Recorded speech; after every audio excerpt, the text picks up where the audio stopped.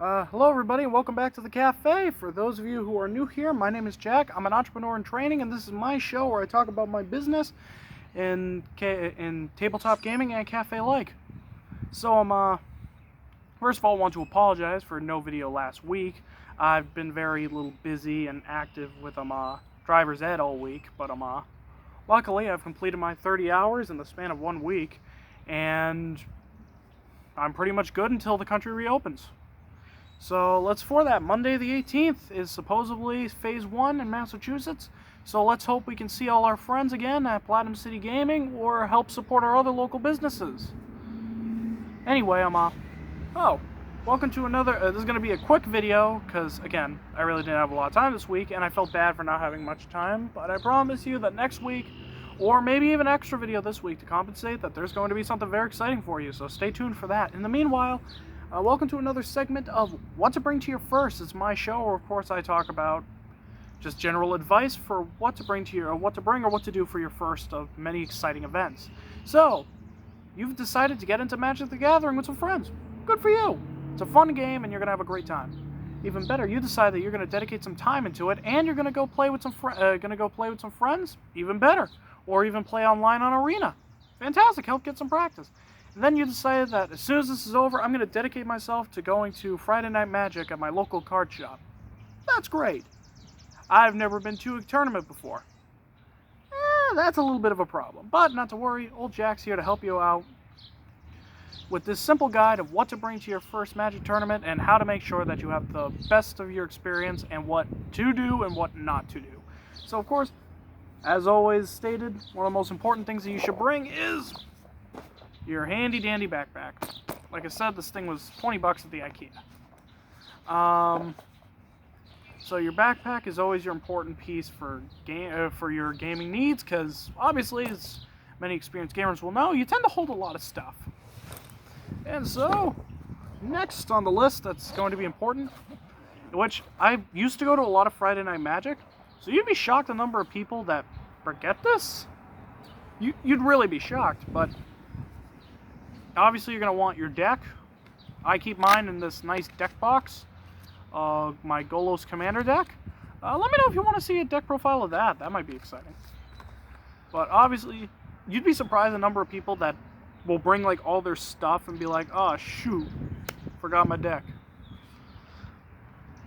I know a lot of players that again, even players that are experienced would be like, are they going to be like, what the hell are you talking about? Or, yeah, I know where that, I know that. So yeah, definitely bring your deck. Because you don't want to have to end up buying a structure. Because those are never fun to actually play with. Next up, what you're going to want to bring is, I have it in a little box here, but I have my dice. And obviously I have ranging dice from D6s to standard spin dials to the specialty spin dials that come with sets like, I have 2. I have Throne of Eldritch and I have War of the Sparks. I have like 6 for War of the Spark. I loved that box.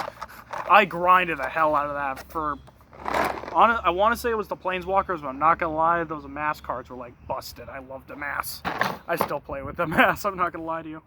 And another thing that you may want to bring is like an additional tip is you may also want to bring your extra decks with you. Like I have 3 decks I play. For the record, I don't play competitive Magic, I just stay away from it. It's just not a healthy community in my idea. But like I said, I used to go. I'm retired from that one. But like, you may want to bring some extra decks on the account that you're going to meet some new people. And you're going to meet other experienced players, and you may not want to play the same deck you play during the tournament. You might want to just play some casual Magic, have a good time. In which case, you may want to bring an extra deck so that you have one. And also an additional thing to bring, and if you don't have one, definitely invest in one. Personally, I don't have one for Magic. I'm using mine for Dice Masters. But you may want to... Oh, don't need this. But you may also want to consider investing in a rubber playmat. I have one for Dice Masters. Was gifted to me. So it's definitely a... Oh, Shoot, I didn't realize I was in the frame. Sorry about that. Anyway, so I have one for my Dice Masters decks, and I use this rubber playmat a lot.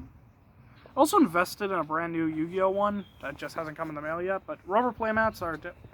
tables tend to be dirty. Like, as a person who works in a game store, we still clean our tables thoroughly, but even still, like, it doesn't get everything, and you always want to bring a playmat if you're going to play. You don't want your cards to get all dirty. The next thing you're going to want to bring, because I know you're going to want to play with this, is a trade binder. Now, I'm not going to show you because I don't have a lot, again, I don't have a lot of Magic cards for trades in here, but obviously you're going to want to bring some, but obviously other people are going to have their binders with them. And like, hold on, I'll show you. For the record, I use one, don't do it like I do, I use one binder for everything. I have stuff for Magic, stuff for Yu-Gi-Oh, and just stuff for general trade in here. Like, yeah, obviously I have like a page of trades right here, and I think I have like one more page. Nope, I have half a page. So I have a page and a half of just trades. So like, definitely what you want to do is like, especially if you've been playing for some newer players, you may have a tougher time. Older players, what you want to do is just go through your collection, find the ones that, even if you don't think they may be worth any money, they still probably are. Older cards and foil cards are the ones that tend to be worth a couple cents a piece. So if you really don't feel like searching the value of all your cards, go through your collection and look for either very old cards or very shiny cards. Now this one is a genuine piece of advice that, like, obviously you have your spin dials for writing. Obviously you have your spin dials, and that's great. You need those. Spin dials are very important, but you may not want to use those for life on the account that things happen where you'll move your arm across the table or something and the die will spin over, and if you can't remember what your life was at, or your opponent remembers and you don't, you could be accused of things like cheating if, say, you thought you were at 20 life but your opponent swears you were at 18, or so on. And you don't want an issue with that. So what I like to do is I like to bring two things. I like to bring one, gross, have my handy dandy calculator, and two, have my pad of paper and a pen.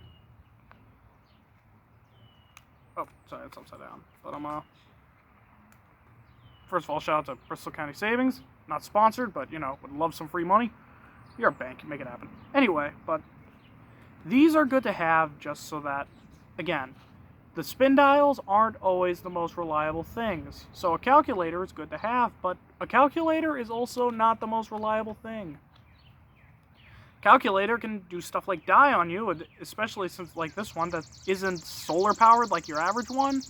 It just runs on a battery. So it's not the most convenient thing to have, because your calculator can die, and same issue as a spin dial. It's less likely to happen, but even still.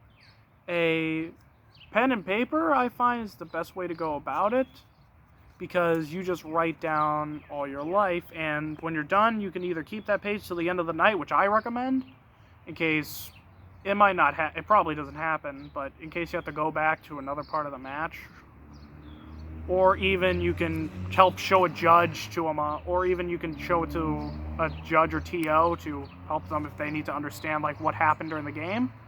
It can definitely be a valuable piece of information. So a pad and paper is probably your best way to go about it. Again, a calculator isn't bad to have. I personally recommend bringing both when you go to gaming events, but that's me. And the last thing that I recommend you have, I have my trusty water bottle right here. Well, it's more like a thermos, I mean. So I recommend you bring water, a drink, or some snacks with you. Now, this can vary depending on your gaming, depending on where you're going, because your certain stores have certain rules. For example, Platinum City Gaming, we have a rule about, because our store has a liquor license, we have these strict rules, and a kitchen, we have these strict rules of you can't bring any outside food or beverages. So certain stores are going to have certain rules about outside food or drinks. So in which case, you just have to acknowledge those. Obviously, if obviously the store you're going to has any rules and restrictions about food or beverages, respect the rules. Don't be trouble for no reason. And yeah, you definitely want yeah. If there is no ruling about it, I recommend you call ahead and you ask first. Personally, like, that's what I like to do when I go to a new gaming store, is I like to call ahead and know the rules of the store, anything that I need to know that might be important. And I apologize for that. There's a very loud motorcycle out here. Probably Garrett acting like a fool. Shout out to Garrett Rainey on Insta. Make sure to check him out. Show him some love. Anyway, so let's get into the actual advice. And I kind of went ahead with it a little bit, but I'll say it again. Check the rules online. And I only specify this because I made the mistake the first time I went to a Magic tournament. Make sure your deck is legal.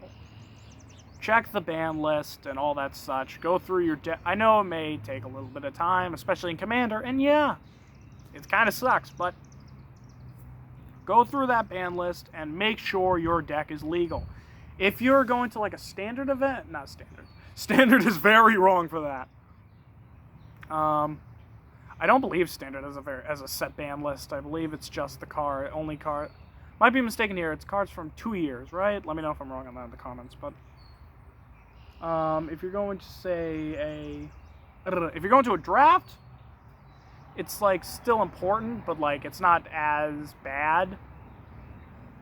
But on the other hand, if you're going to like a Commander tournament, make sure you check what cards are legal and what's not. You don't want to go there and it was a bad situation. You don't want to go there if you don't have to. So definitely don't do that. What I also recommend you do is I recommend that you also call the place ahead and find out if they have any rules that are important. Like I said, outside food or beverages allowed. See if they have any house rules or such that may be important to know about ahead of time. And something that another friend of mine told me you should always ask about is you should always ask if the store itself has a certain meta. I don't know. I feel like that would vary depending on how into the game you are. But yeah, definitely feel like you could get away with asking that. In addition, what also might be important to remember if you are going to your first tournament is... Oh yeah, one more thing I forgot to mention, because this is going to tie into my next piece of advice. I forgot to mention you should also bring a spare stick of deodorant, because deodorant wears out, people. Come on. And now, which ties into my next piece of advice directly, of make sure you clean yourself before the tournament. Obviously, I don't believe Magic is as strict about it about cleanliness as Yu-Gi-Oh is, but it still exists. So what you should do is you should take care of all those precautions. You should take a shower, brush your teeth, apply deodorant, and all that such. I have an old joke. We have an old joke with the rest of the players, but everybody knows who the smelly guy in the play group is. Don't let that be you. Nobody wants to be the smelly guy. Team ABS is a joke that I think is like perfect, where it'll always be like the dude will like, oh, and everybody around him will pass out, which isn't too inaccurate. So yeah, you don't want to be the smelly guy. Nobody wants to smell you. Make sure you stay clean.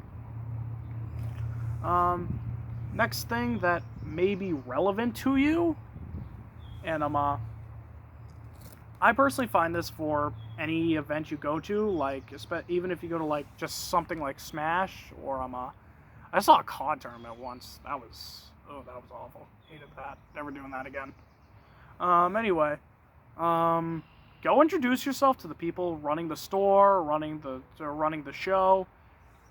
Those are the people that, well, number one, of course, I always feel like it's important to introduce yourself to the people that are running the show, because they're usually nice people and they're usually able to help you out. They might give you a few tips of like, obviously nothing that will like help you cheat, but like tips of like, Oh, yeah. If you talk to those guys, they're really helpful for helping you adjust your deck, or they give good advice, or these guys are very friendly. You may want to introduce yourself to them.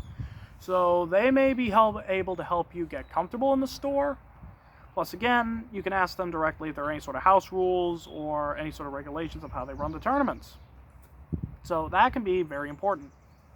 So yeah, definitely introduce yourself to the people running the show. And another tip, don't get on their bad side. Don't. I know way too many people, not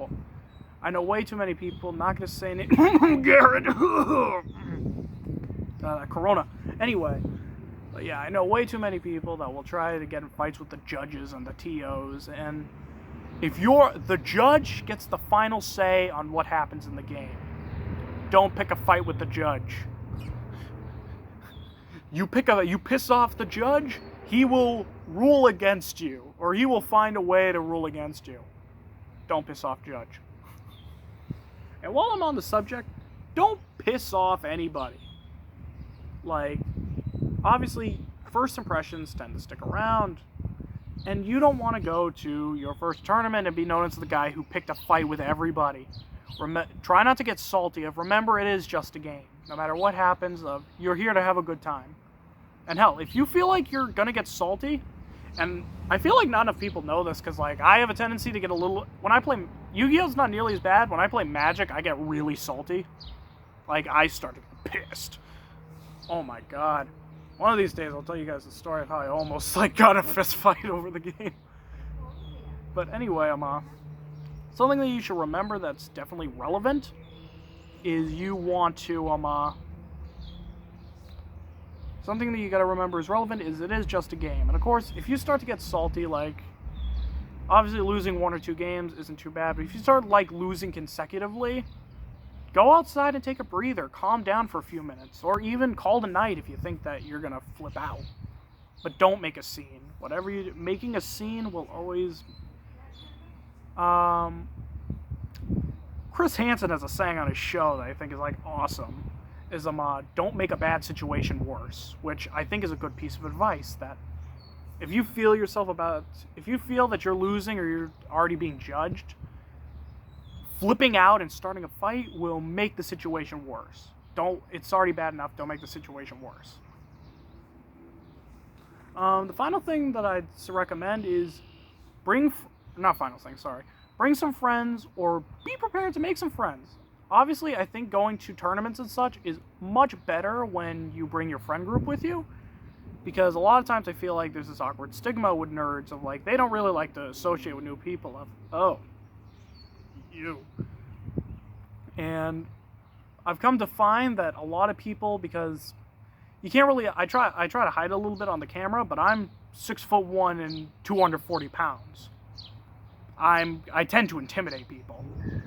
So something that's, like, obviously you're either something like my situation where you're a big fellow and people might be intimidated by that, or vice versa, that people may just be awkward of just talking to you. So definitely, if you can, definitely be prepared to try and what I recommend is that you just go up to people, because people tend to calm down once you really talk to them for a while. I've noticed in this community. So simply, whenever you go to play with somebody, hi there, my name is Jack. Pleasure to meet you. Let's have a good game, okay? Maybe even chat during the game. Because again, it's a social experiment. Have fun.